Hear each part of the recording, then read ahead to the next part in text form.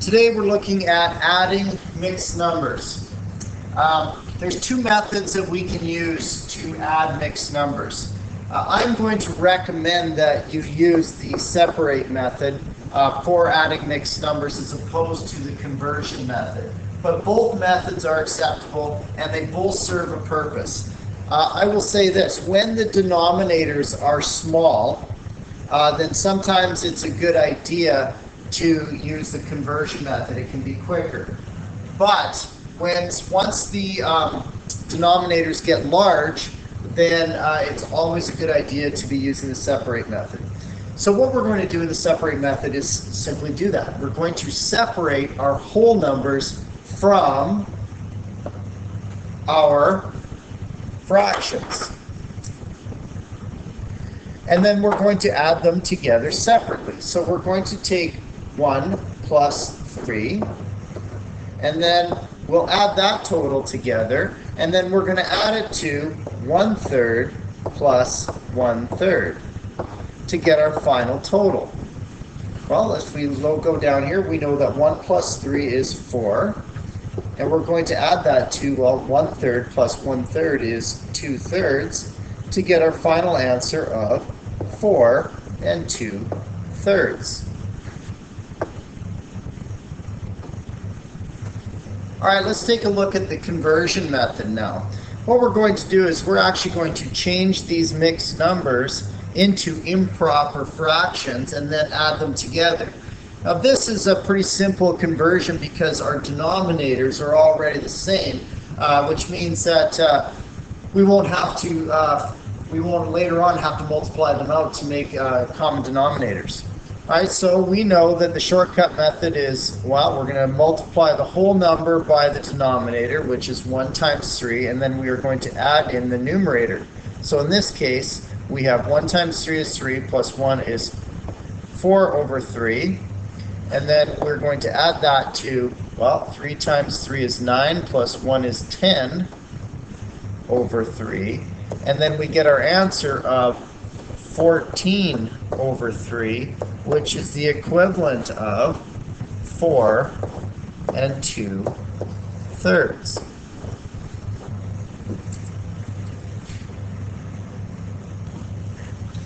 This next example is going to illustrate why I actually prefer, for adding, the separate method. Okay, so what we've got here is we've got a mixed number of 5.5 plus 4 1/3. And as we can see, we're already going to have to do a little bit of converting here because our denominators are not the same. So what we're going to do first of all in the separate method is we're literally going to separate it out. So we're going to say 5 plus 4. You got to remember we're going to be adding that to 1/2 plus 1/3. Okay, well, you know what? This is pretty simple. So we already know over here we're going to have 9. But we've run into a little bit of a problem on the other side because we can't add 1/2 and 1/3 yet because the denominators are not the same. So what we have to do first of all is we have to convert these into fractions that we can work with. So our lowest common denominator here clearly is 6. So that means we're going to have to multiply this side by 3, and we're going to have to multiply this side by 2, and we're to get our new fractions, which is going to be 3/6 plus 2/6. Now we can add them together, and we can say that this is going to be 9 plus 5/6, which equals 9 5/6. Okay, that seems fairly simple. Well, let's take a look now at some of the problems that can happen in the conversion method. Well, let's start off by converting these fractions. These improper numbers, these mixed numbers into improper fractions. So we'll start off by saying 5 times 2 is 10, plus 1 is 11, so we have 11/2. And then we have 4 times 3 is 12, plus 1 is 13, so we got 13/3. So we've got a situation where we've got 11 Oh, board's doing some funny things here. Let's see if I can clean that up for you. 11 over 2 plus 13 over 3. Well, now we're going to have to do some computing. We know that we need to convert this. We're going to have to convert that into 6. So that means it's going to be 3 times, and in this case we've got 3 times 11. Well, these numbers are starting to get bigger, and I'm actually using really small numbers right now. So we're going to have 33 over 6, and then over here we have to multiply this by 2, and we're going to end up with 26 over 6. And now what we have to do is we have to add these numbers together.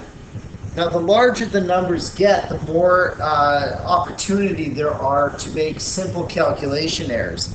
So when you're down on this side, you can see that our calculations were actually pretty simple. We had to go 5 plus 4, we had to go 3 plus 2. These are very simple addition equations for us to deal with.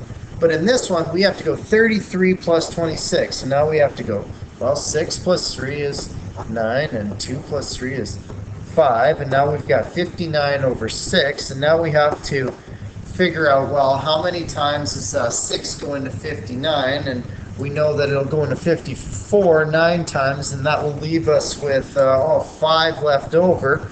So 5, 6.